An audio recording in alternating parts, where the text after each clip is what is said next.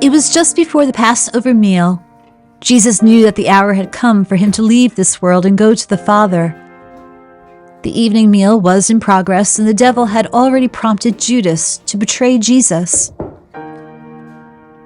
Jesus knew that the Father had put all things under his power, and that he had come from God and was now returning to God. So he got up from the meal, took off his outer clothing, and wrapped a towel around his waist. After that, he poured water into a basin and began to wash his disciples' feet, drying them with a towel that was wrapped around him. The journey to Easter's new beginnings is not an easy one, as it asks us to be with Jesus in his final days. It's also time to remember how Jesus washed the feet of his friends, not only showing us what it means to truly serve others, but how to be vulnerable. I have learned the hard way, the challenging way, that being vulnerable really does open our lives to new beginnings. It adds depth of meaning as well. But it is so scary to show our fears and weaknesses to others.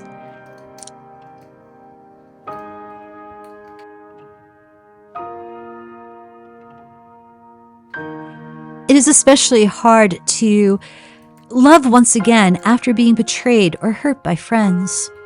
There's an anger we carry in our hearts that festers there, an anger that leads us to building walls. But if Jesus could survive the sting of betrayal, if he could still love those who hated him, so can we. And perhaps in this humble and holy moment, here with the basin and towel, this is where our anger washes away to acceptance, and acceptance ripples into widening circles of grace, and grace becomes mighty streams of love flowing in our hearts and in our lives.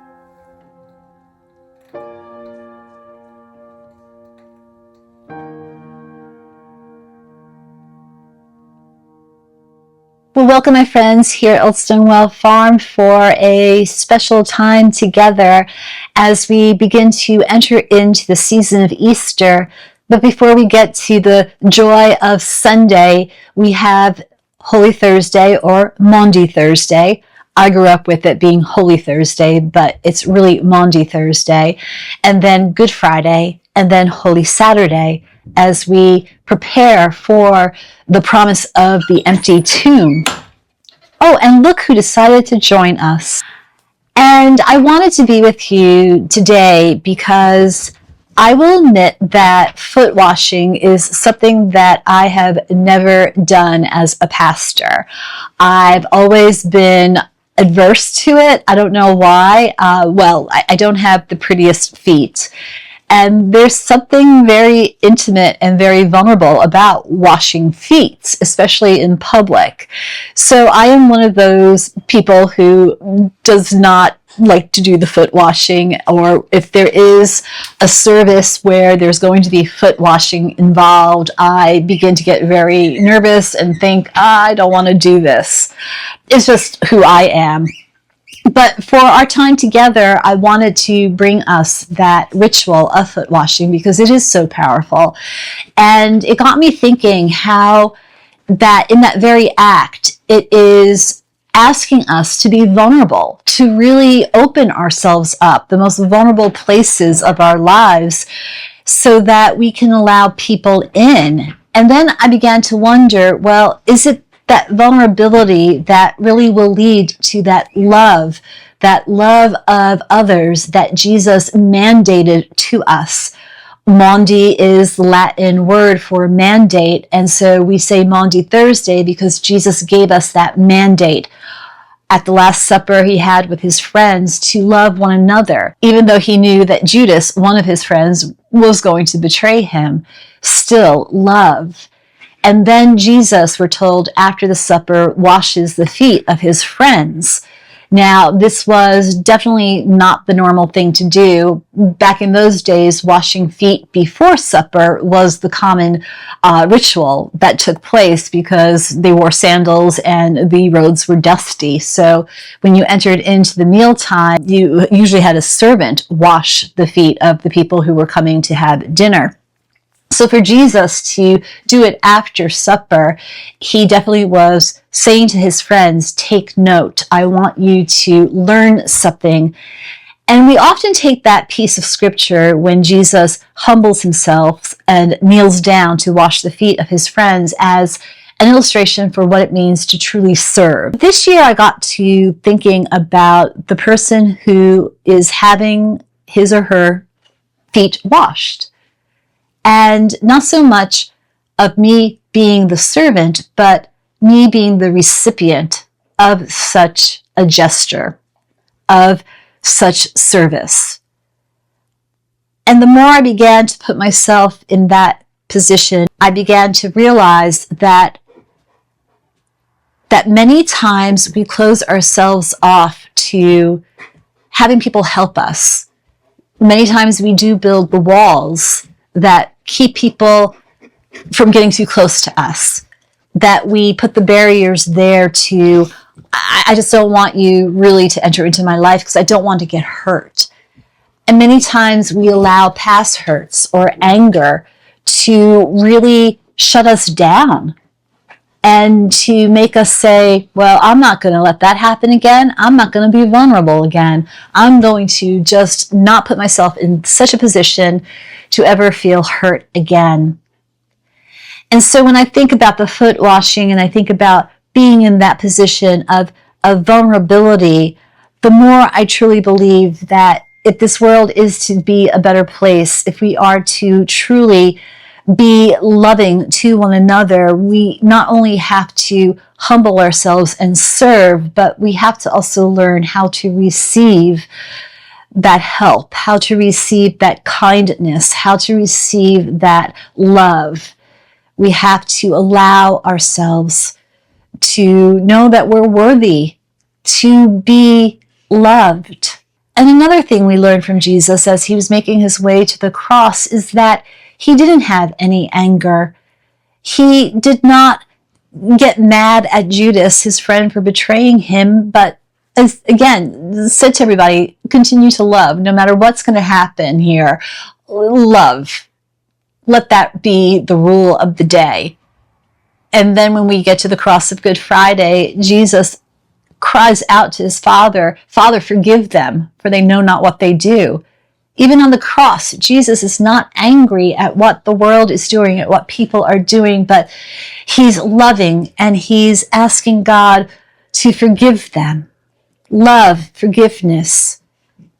That is the way that our anger, no matter what anger we might be carrying, that is the way anger just subsides to acceptance of the situation, and then acceptance leads to hopefully peace and the realization that there is a new day, there is a new beginning, that whatever might have happened to you is in the past, and that God is trying to give us a new day. And that's the message of Easter, new beginnings.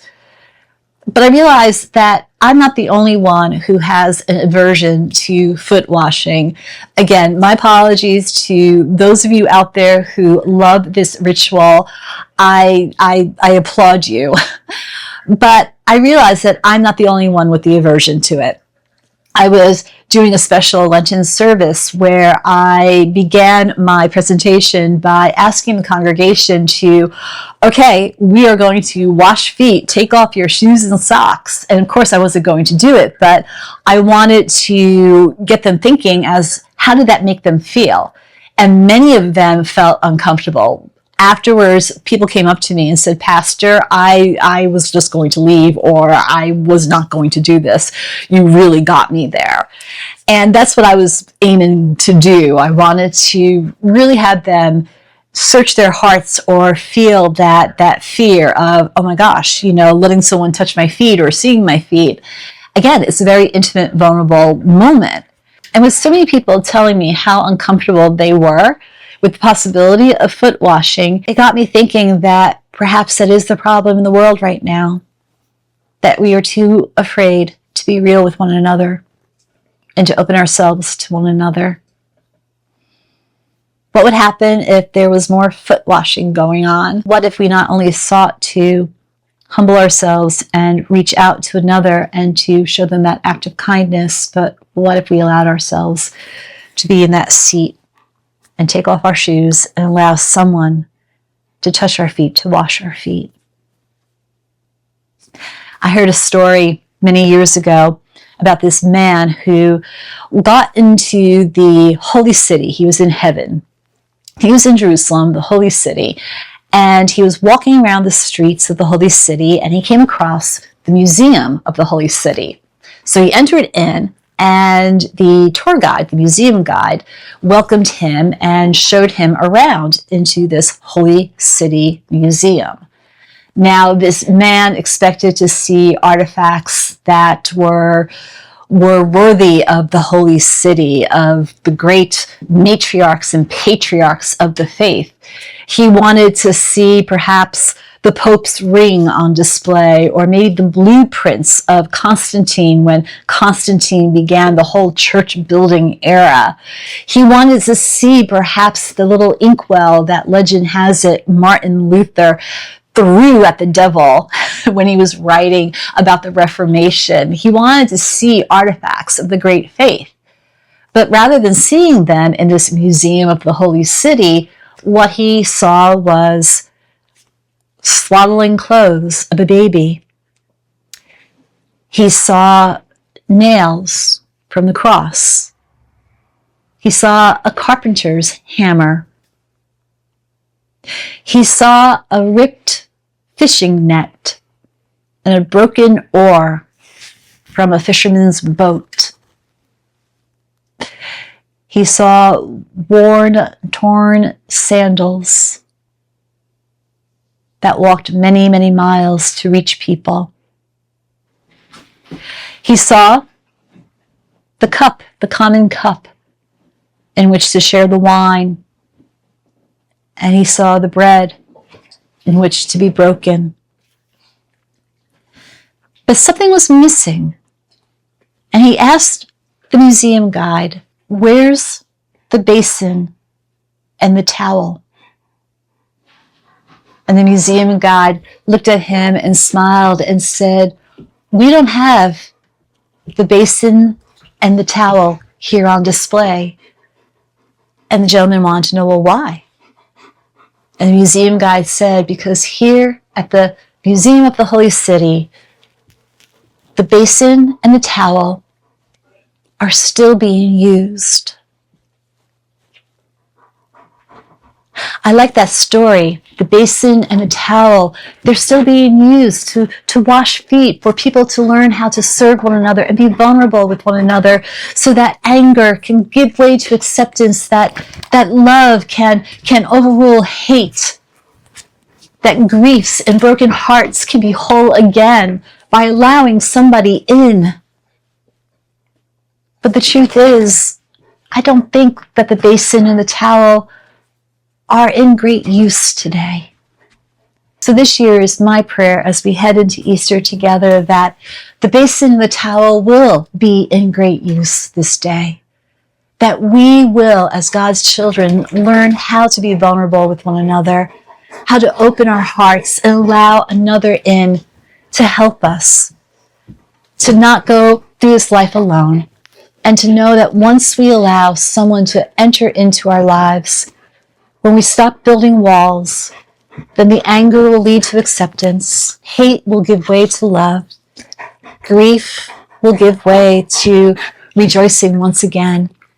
And whatever is broken will be healed. But we only get there when we allow ourselves to truly be who we are and to show others who we really are. Right, Fritz? Right. You're being good today. Yes, you are. And so, my friends, may the basin and towel be in use this day. I invite you to fill up a bucket, get a towel, and dip your feet in, and to think more not just about what it means to serve others, but what it means to allow someone to serve you, to help you, to reach out a hand to you. Don't be afraid. Grab hold of it. Allow someone to be there for you. Thanks be to God. Come on, Prince. I will hold the Christ light for you in the nighttime of your fear. I will hold my hand out to you. Speak the peace you long to hear. I will weep when you're weeping.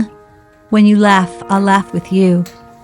I will share your joy and sorrow till we've seen this journey through. Brother, sister, let me be your servant. Let me be as Christ to you. Pray that I may have the grace to let you be my servant too.